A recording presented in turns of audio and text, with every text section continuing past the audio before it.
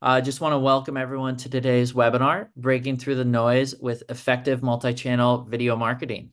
My name is Scott Strand from Marketer Hire. I'll be the host for today, and I'm happy to be joined by Janky and Kean, who I'll introduce in a moment here.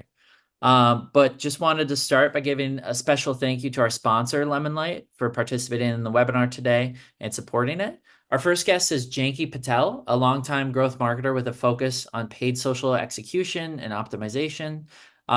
Could you take a moment to introduce yourself, Janky? Yeah, so super excited to be here today. I am the founder of Slight Glass Collective, where I work with brands on growth marketing needs, especially in the space of paid social retention and creative strategy. Great. Awesome. Thanks so much for joining us. Jake is also available as a marketing freelancer on the Marketer Hire platform.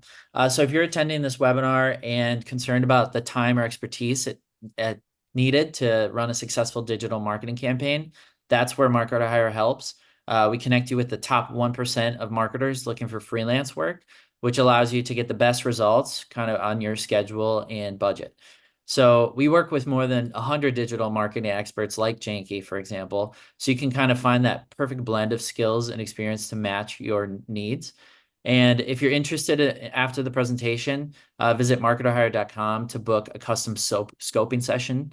But also joining us today is Kean Bartleman, who works as an associate creative director at Lemonlight. And Kean, would you mind taking a moment to introduce yourself? Yeah, hey everyone. Glad to be here. My name's Kim Bartleman. I'm the Associate Creative Director at Lemonlight. I started at Lemonlight as a creative producer on the creative team in May of 2022, working on projects for brands like Disney and Samsonite, US Bank, among others. And now I have the pleasure of leading the creative team here, overseeing our crew community expansion, as well as our kind of creative strategy efforts on our Lemon Pro side of the business. Awesome. So let me introduce Lemon for those of you who may not be familiar with us. So Lemon is a full service video and photo production company. We kind of specialize in a number of different areas. We offer multiple different types of videos, from animated to your fully scripted broadcast spots. We have a 10,000 square foot custom studio here in Los Angeles, right around the corner from where I'm sitting. And we have a ever expanding crew roster that allows us to shoot globally for any brand, anytime. On top of that, we're also closing out development of our proprietary AI-enabled production platform, which is allowing us to take our already industry-leading timelines and speed them up, and deliver higher quality creative faster than ever before. So that's kind of who we are, what we do, and excited to talk about some of our creative philosophies today in this webinar. Awesome. Well, thanks so much for joining us, Keen, and thanks for Lemon Light for being here. I'll go through an agenda quickly just to cover what we're going to talk about today. First, we'll discuss the power of good creative, and Keen will help us kind of define what he means by modular creative. Next, Janky and Keen will discuss how they see this concept impacting digital performance and really look at like how it can be applied across digital platforms. Then Janky will describe how she goes about testing and measuring ad performance across channels by channel, by format, etc. And then finally, we'll give some closing remarks and save some time to answer questions from the audience. So make sure, again, submit any questions throughout the presentation to the Q&A, and we'll make sure to get to those at the end. But without further ado, let's jump into it. And I'd love to hand it off to Janky to start by kind of discussing the power of good creative. Yeah, so one of the main things I always preach to brands is strong ad creative is really what sets digital performance apart. So just jumping into the next slide, there's this really interesting stat from Nielsen Research where they found that creative accounts for about 50% of sales attributed to the advertising element.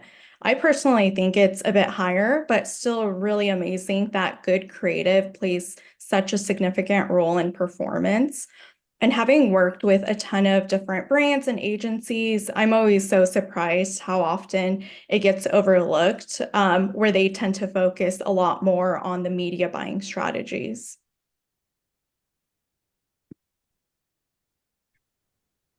And this is where kind of I jump in. And so, how do you, the focus of a lot of this discussion is how do you get to that good creative, right? And this is kind of my mantra that I'm known for around Lemon Light. Everyone is sick of hearing it, but I really do believe that it supports the performance that Janky is talking about. So it's this idea of simple, creative, executed well. And that kind of idea is multi-pronged and it's multi-layered. But in effect, what it means is that good, high-performing, successful creative always starts in creative development and in the writing process, right? So in the writing process, we want to define clear, uncluttered, uncomplicated messaging, and we want to sync up the visuals to that messaging so that the viewer, the audience, really understands, what the unique selling propositions of your brand is, of your product. And we also need to focus that writing to capture attention spans right off the bat, right? Best practices these days with video, you basically have 3 to 6 seconds to get a viewer interested in what you're showing them. Otherwise, they're clicking away or going to the next thing, right? And so how do you do that? You do that in pre-production so that you can plan your hook before you go to set to shoot it. And then lastly, another kind of a thing that I share with all of our creators in our creator community. It's a great piece of creative advice that I was given many years ago by someone much smarter and more talented than myself. And that's this idea of make it look expensive. Now, we're going to talk a little bit about different stages of the funnels and different platforms and what's needed for each because they all have different audiences and what works on TikTok doesn't work on broadcast because the audience isn't the same, right? However, if you're kind of top of the funnel, mid funnel, the goal should always be to capture content that represents your brand at the highest possible level, and really showcases, what you're offering to your customers, as a premium addition to their kind of lifestyle. And so to kind of kick this off, the idea that effective creative is basically built in development, right? At Lemon Light, we approach this in a number of different ways, but our pre-production process, especially on the scripted side, goes through many, many rounds of development to make sure that everything that we are going to set to shoot is going to perform for your brand, for your business. And one of the ways that we kind of focus our efforts in pre-production is this idea of modular creative. And so what is modular creative? Well, in the world of storytelling, in the world of cinematography, the traditional kind of route to telling a story is in a more linear format, right? There's a clear beginning, there's a climax, and a payoff at the end, right? And really, you have to pay attention to the entire story from start to finish to understand what's going on. The idea of modular creative is taking smaller bits, smaller vignettes, right, and stringing them together in a way that you can be flexible. You're telling a larger story through smaller moments, right? So if you look at this graphic, basically the idea here is that the gray block in the front and the blue block at the end, those are your kind of intro title cards or your hook for the gray one. And for blue, that's your CTA. That's where you're driving clicks, driving conversions, right? Everything in the middle is a small little kind of moment in time that is meant to demonstrate your unique selling propositions, your product benefits and features. Those are small, succinct actions that can kind of be moved around in a number of different ways to, for A/B testing purposes, to kind of provide, variety in your storytelling. So really what this approach does is it breaks up that linear narrative. It gives you kind of more, the reason I used Legos here is because they are kind of like building blocks to building your video. And if you just think of them that way, you get a lot more flexibility and you can tailor what you're creating to different platforms in just the way that you edit them together. So in practice, I know that this is a little bit theoretical, but in practice, this is kind of what this looks like. So what you're looking at here are screenshots from our holiday campaign for Sprouts Farmers Market last year. We basically had three different lifestyles to kind of cater to. The first being plant-based, the second being gluten-free, the third being dairy-free. And then we also had a kind of what we called a supercut, which was a montage of all of these different lifestyles that reached a much wider audience. So the way that we attacked this and allowed ourselves to create the supercut without having to shoot an additional days worth of production is we wrote every single shot across all three of the hero scripts the exact same way. And what that allowed us to do was mix and match scenes from each of the three videos to make the supercut. Not only did this enable us to tell a bigger story with more variety of talent, more variety of ingredients, more variety of location, but it also allowed us to basically extend the shelf life of this campaign by virtue of having a large kind of library of content to use to make cut downs, to make alternate versions, to A/B test. There's a number of different ways that this kind of got parsed out to meet the needs of our client. And so to kind of visualize that a step further, coming back to our hero video, again, the gray block being your hook, your open, and the blue block being our CTA, you can kind of see how you can derive multiple versions of this video for different use cases, right? In this particular instance, I've shown it going from a 30-second hero video down to a 15-second cut down. You could also remove, a couple blocks to make a 6-second social cut. There's a lot of different ways that you can kind of splice this up in the editing process to derive different deliverables to meet the variety of needs for different platforms. So if we kind of come back to the idea that we're breaking through the noise and meeting different viewers, different audiences on different platforms and their different needs there, this is kind of how we develop things that do that aren't just narrowly focused on one particular platform.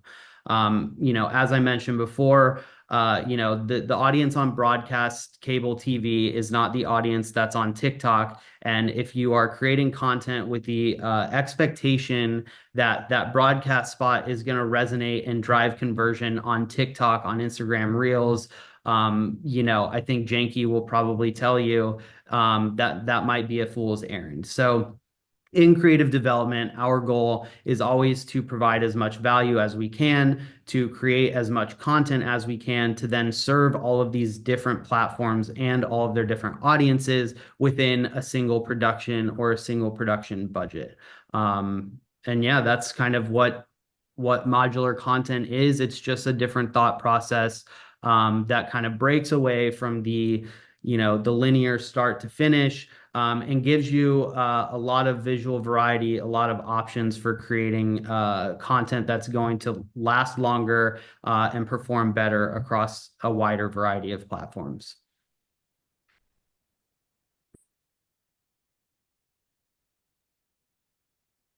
Yeah, and that's great. And I think we can kind of like take that idea of modular content and then really apply it to digital advertising here across different channels.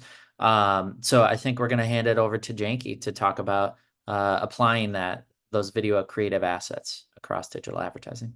Yeah. So for the next slide, the question really is like, how do we apply these pieces of creative in other digital platforms? So early on in the planning phase, the first thing that we do want to assess is what's your ideal paid social platform? And where do we want to be present on? Is it Meta, TikTok, YouTube? There are quite a bit of factors that come into play, but the most important really is, where does your target audience live and what does your budget look like? Once that's determined, we get into understanding the requirements for each of these channels, including aspect, ratio sizing, and a few other pieces.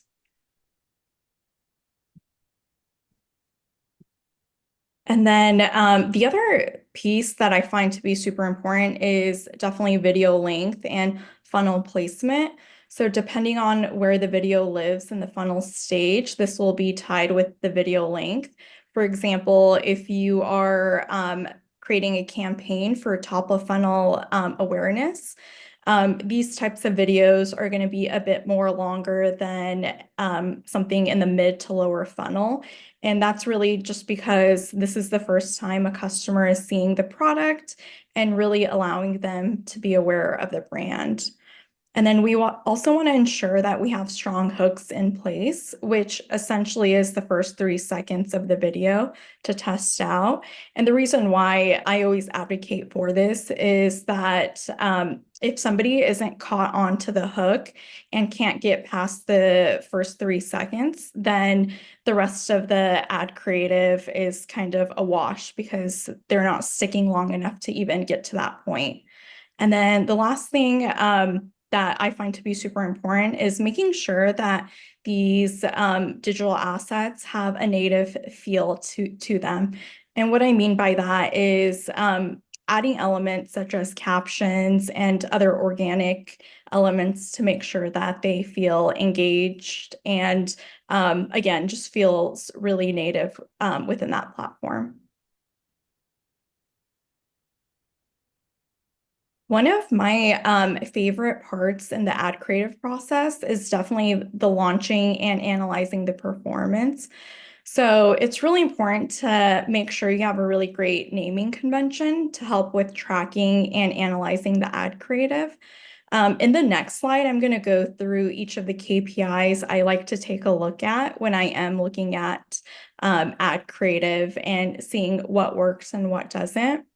It's also important to compare performance against benchmarks or historical performance.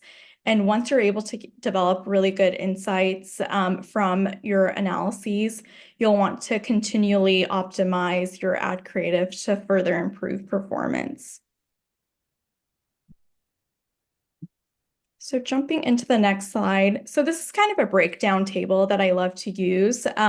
These are the top 4 metrics that I always take a look at when I am doing an overall ad creative review. So the first being, again, it's going to be the hook. This is the attention stage where essentially it's going to be the first 3-second views over impressions. The second is the average watch time. How long on average does the audience pool stick around for? And then do they take action? So what is the click-through rate of that particular ad creative? And then the final is being, do they actually act on what the end goal is, whether it being purchases or signing up for the brand's email list. So all of those are super important. And usually that taking a look at all 4 of these metrics helps me really understand just overall how that creative performs. And then within the next slide, so a helpful tool that I love using, especially for really large amounts of analyzing large amounts of ad creative is Motion. It does a great job of really synthesizing and analyzing the pieces of creative, especially again for larger amounts of ad creative that you are taking a look at. And once you're able to review the reports and tools with the tools that they do have, you'll be able to collect insights to, again, help further optimize your creative to further improve performance.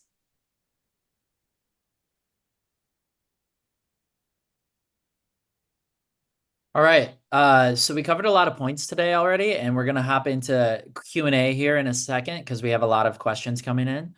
But just wanted to reiterate some of these great points that I think like say a lot with just a few words. We learned that compelling creative is really key to digital performance, like that time and time again. That is kind of what is the differentiator between a really high performing ad channel or not. We also know that video drives better engagement rates. There's lots and lots of data and studies to prove this. So it's a great format, basically, to make sure your digital performance is working. There's also mentioned by Kean, effective creative starts during development, making the most of it, making sure it's kind of, efficient when you go to produce and being able to repurpose a lot. It's really important to plan all of that out as much as possible ahead of time. Also mentioned, you really want to make it look expensive, kind of no matter your budget. Make it seem like you're going to be value add to your user, to your viewer, despite whatever budget you might and resources you might have. That is key for performance as well.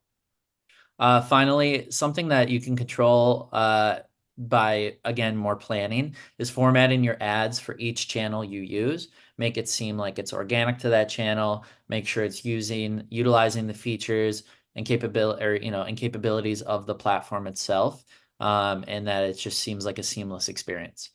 And then, as Janky had highlighted, you kind of want to measure this performance by those 4 key ideas of attention, interest, desire, and action. And there's metrics to go along with each of those where you can kind of start to apply, did this work to capture attention, to hold interest, to increase desire, and then actually take action as well. So with that kind of concludes our formal presentation, but if you have to leave, thank you for joining us today. However, we have lots of questions, so if you can stick around, we have lots of ones we'll kind of cover here, and I'll throw some up to Kean and Janky. Just to start, I think this one would be a great one for Janky to start with. What are the best methods for A/B testing video ads to see what works best on different paid channels? Yeah, so I guess the way that I approach A/B testing video ads is really first determining which video ads are performing well. I think just overall, especially if you're limited in time and budget, it doesn't make sense to kind of dive into every single ad creative that you have out there. So what I like to do is, what are the ads that are performing pretty well? They may not meet all of our benchmarks, but they still do a pretty good job just overall. And then within that, analyzing the specific piece of content to where we might see like a drop off. An example of this is, let's say we have a lower hook rate than normal. Then what we could A/B test then is 2 different hook rates, 2 different, again, intros for that ad. Or another example is, what if our click-through rate is not as strong as our average? Could it be that there's a drop-off to where we don't have a strong call to action in place? So then this is the piece where we'd be able to A/B test 2 different types of call to actions and kind of see how that does perform. Once you determine what you want to A/B test, you could use the different modules and components that go along with it. And then again, just analyzing the performance on that to see if one works better than the other. Awesome. Yeah, and to piggyback off of that idea, this is like in plain view the benefit of modular content, right? If you're running an A and the hook isn't working, well, guess what? You have 6 other hooks you could try because you've written it that way. You've produced it to be that. And so you really do just kind of like move things around until you get that winning formula on each channel. Versus if you're telling a linear story, right? Like, I woke up this morning, I'm going to bed tonight.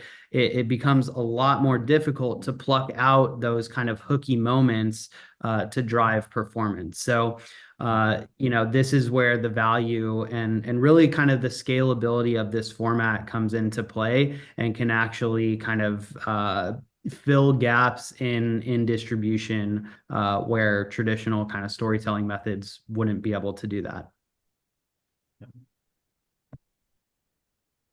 Another great question, maybe for Keen. How can businesses create compelling video content that raises awareness, builds trust with potential clients, and sets them apart from competitors? Yeah, I think that the answer to this is an amalgamation of all the things that we've talked about today, right? If you're at the top of the funnel, if you're at the awareness phase, or at the attract phase of the marketing funnel, what you're trying to do is you're trying to convert these customers that maybe have never heard of you, or customers that have heard of you but never kind of engaged with your brand or made a purchase. You're trying to convince them why they should do that, right? And so, the way that you're gonna more effectively be able to do that is present your brand, your project, your product, whatever it may be, as a value add to their lifestyle, right? So that's where we come back to this idea of make it look expensive. In the terminology we use, the technical terminology we use here at Lemon Light for make it look expensive is production value, right? Our goal is always to apply the appropriate amount of production value to the video we're making based on where it's going to go. Outside of that, we have best practices that we've learned over the years through our partnership with Amazon Ads, where you really only have 3 seconds to get a viewer to buy in, right? And that's where the importance of writing a compelling hook really comes into play. And in order to write a compelling hook, you really need to start with the why, right? Why are you making this video? What are you trying to accomplish with it? Who are you trying to speak to? And then how are you going to do that effectively? So the way that we think about it and the way that we talk about it is very kind of methodical, procedural in a way where we really focus on the unique selling proposition or the benefits and features of a product, and we try and sync up the messaging around those factors with visuals that are like the quintessential, cleanest, clearest way to demonstrate that particular key messaging point. With that, we're trying to also make sure that our audio, our voiceover, or our dialogue from our talent is clean, it's clear, it's uncluttered. Anybody can understand it within the first watch, right? And it doesn't take a lot of time to really clue in on what's being messaged. So all of those things combined, really make for that compelling open, which then, to Janky's point before, keeps people on the hook, keeps them watching through the end of the video, keeps them from clicking away, which is really the most important thing. Some additional tips around, how to create that compelling opener is there's a couple different ways. Problem solution format always works, or almost always works, right? Show the problem, show yourself, your brand, your product as a solution to that perceived problem. Another kind of like visual way to do this is to immediately show kind of unexpected actions or kind of things that are out of the ordinary. Interesting perspectives or angles. Like one thing we have been using quite a lot lately is magic arms on cameras so that we can get these perspectives that otherwise would be very difficult or impossible to achieve, or wide angle close-ups, for example, which give you this kind of like bowed out kind of look at something. Those interesting visuals really kind of capture people's attention, and it's really important to do it right off the jump. And then lastly, another way to do it is this kind of idea that I talk about a lot, which is being visually loud, right? So bright, bold, fast, dynamic, like always something that's, basically if you're thinking of scrolling Instagram, like what's going to get you to stop? Like what visual is going to get you to stop scrolling and go, oh, that's interesting, right? That's how you create a compelling hook. If you can create the compelling hook, then the rest of the video, thematically and stylistically should follow, and you're more likely to keep viewers along until you get to the CTA at the end. Awesome. Another question that I think is really pertinent. What is the optimal length for videos to capture viewers' attention without losing them due to length? And I think both of you probably have good perspectives on an answer to this. Yeah, I could dive in here. So again, it really depends on a mixture of things. What I like to take a look at is both the platform and then the audience that we are targeting. There was this thing I read recently, I believe from Savannah Sanchez. she specializes in ad creative, but one of her rule of thumbs is take somebody's age and then cut it in half, and that's how many seconds you should make your ad video length. So I found that to be actually really intriguing, just because the younger you are, the shorter attention span that you do have. So again, it really just depends on the platform you're on, and then the audience you're targeting. And then over the years, attention spans have definitely decreased with time. So that's something that you really need to take into account when you create video ads. Yeah, in just looking at the demographic data for all the different platforms that at least we at Lemonlight work with, which really spans the gamut. We do broadcast ads, and then we do YouTube pre-roll, and we do TikTok UGC and everything in between. It really does depend on the platform. And to Janky's point earlier, if you are serving content on YouTube Shorts or Instagram Reels or TikTok, like your content needs to look native to that platform in order for the demographic and the target audience that exists on that platform not to dismiss your content. On the flip side of that, just understanding what your ad spend, like what media buys you're making and who is on those platforms can really determine all of these answers for you, right? As an example, broadcast demographics currently, 63% of broadcast viewers are 55 and above, right? Versus, 33% of OTT or, streaming TV is Gen Z, right? Those are wildly different audiences. And so what's going to work on OTT because it's a younger audience is not going to work necessarily as well on broadcast and vice versa. And so understanding really what the primary distribution platform is and the primary goal of the video is going to inform things like optimal length and things of that nature, right? If you're making a what we call here like a doc style video, which would be categorized as kind of interviews and B-roll, kind of like an about us video or a team video or something like that. That's primarily for your website or for internal use or for maybe B2B marketing. That runtime can span from 30 seconds to 90 seconds, and people will stick along for it, right? Versus, a YouTube pre-roll ad, I'm pretty sure all of us would skip a 90-second pre-roll ad.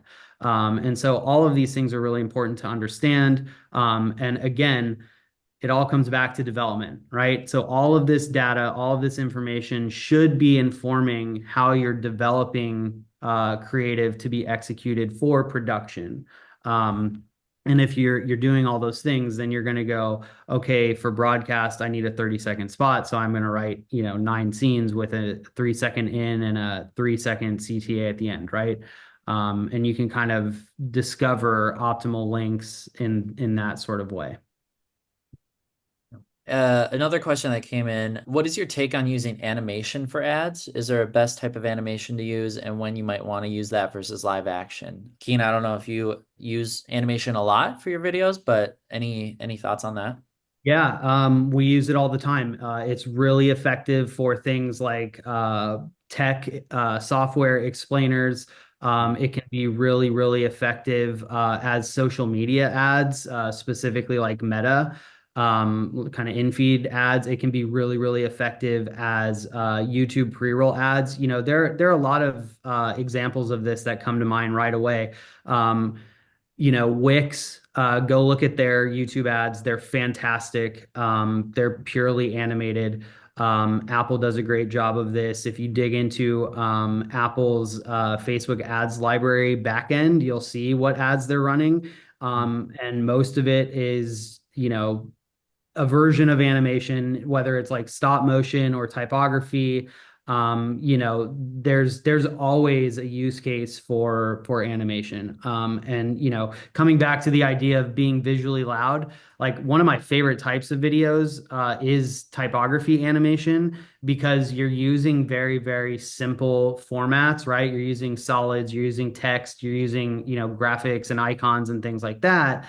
and just getting creative with how you're using them to make it look interesting and dynamic, right? So yeah, there's always a place for all these different types of videos. And again, it just depends on what your reason for making it is, who your target audience is, and what your goal is for that particular piece of creative. Yeah, and just to add to that on the performance side of things, I think it's always worth testing and seeing if it does fit both within your brand and your audience. The worst case is you ran a campaign, tested it out, it didn't do that great. Well, at least you have some really good learnings for later down the road. Or it could be that it worked amazing, and then you kind of want to double down on that. So again, I think testing is one of the best ways to really be able to find the answer for your specific brand. Yep. You had mentioned Kean as a part of a pre-roll for YouTube, for example. And someone asked, what are your thoughts on the YouTube marketing space in terms of utilizing that for digital performance? Any I mean, thoughts? it's in my opinion, the YouTube space is like the most fun and kind of the most creatively versatile space because, you know, one of the things that I think about often and our team thinks about is like coming at creative and development and production as a consumer, right? If you're coming at it from a marketer's perspective, you're kind of looking at things through a limited lens versus if you're coming at it from a consumer lens, or just an avid user of these platforms, you're going to look at it differently, right? And so I mentioned the Wix ads. I highly recommend everyone in here go look at Wix's YouTube channel and find the ads that they're running because they're very, very highly polished, very, very effective animated advertisements for all of their different tools and features and those types of things. On the flip side, you can see very, very lo-fi UGC style vertical ads on YouTube now running in a 16:9 aspect ratio. So it is a little bit Wild Westy in my mind right now, but again, that should open the door creatively for everyone to participate and be successful. And it all just comes back to the writing, right? You have to have that compelling hook, and then the format of it is kind of irrelevant if your messaging is clean, clear, uncomplicated, uncluttered, right? If you're demonstrating a perceived problem for your customer and then providing the solution, the rest of it, really isn't as important as the message itself. So I think YouTube is a really effective space for getting new eyeballs and for, testing different creative ideas to see what's going to resonate with your particular audience because there are going to be proclivities again based on age, based on all kinds of different demographic factors. Mm-hmm. And I'm glad you mentioned user-generated content because that's an interesting, it can work very well on social media platforms because it looks so organic to the platform. But also that's an interesting, like when you say, make things look expensive, user-generated content is not immediately what you think of necessarily as that expensive video Yeah, production. it's the antithesis of that for sure. But again, that comes back to the point we're making earlier, which is it just has to feel native and natural and real on the platform it exists, right? Yep. YouTube is a strange outlier right now where kind of all things can work. And it really does just come down to how powerful and how catchy is your opening to get people to watch without clicking that skip ad button, right? That's the game that everyone is playing. And so YouTube is kind of this weird space where you can be, you can share ads that are TikTok looking. You can also share like very, very top tier, high end production stuff. And again, I think it all comes down to who your target audience is, what your message is, and does it resonate with that person. Cool. Probably just one more question here, and then I think we'll wrap up. There's been a lot of great ones from the audience. When it comes to regarding video ads or ads in general for B2B versus B2C, for businesses or for consumers. One of the questions is just how do you see performance differ between those?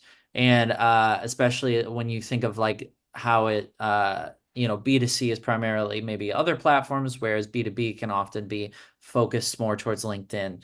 Do either of you have any, perspectives on how it can differ between B2B and B2C?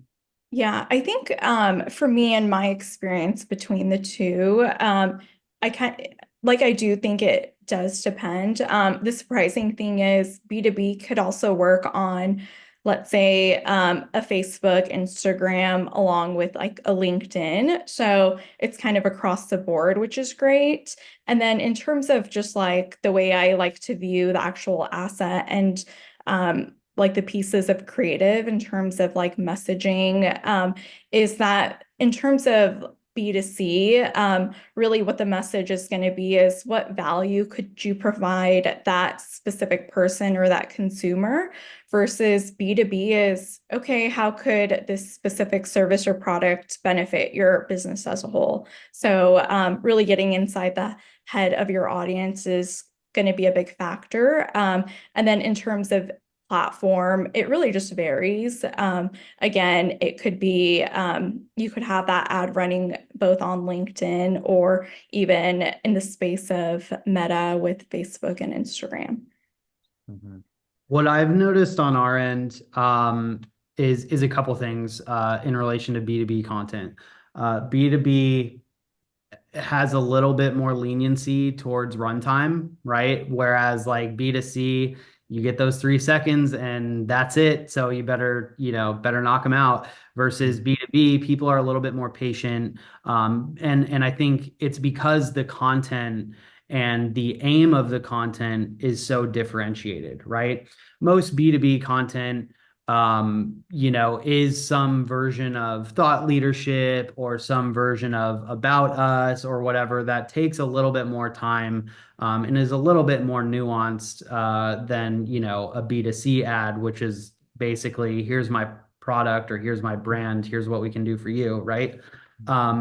So in that way, B2B is a little bit different and the idea of modular content I think still applies, but is a little, you have a little bit more wiggle room, I would say, because the tolerance of the viewer and the understanding that the viewer has of that particular type of content is different than, what a consumer who's experiencing or interacting with a brand for the first time might, want.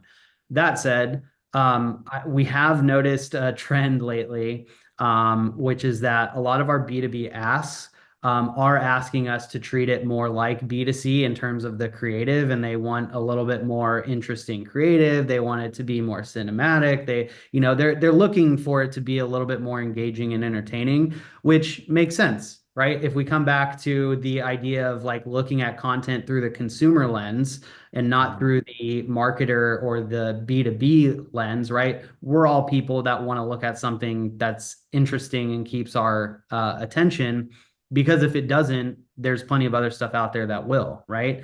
Yeah.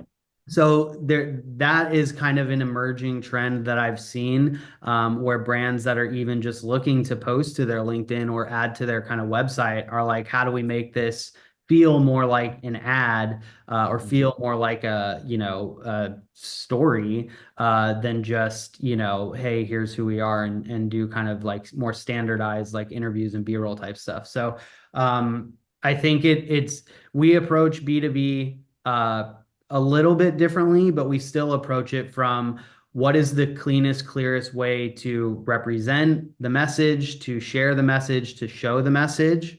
And then from there, it kind of just depends on distribution platform and what the client is really trying to accomplish. Yep.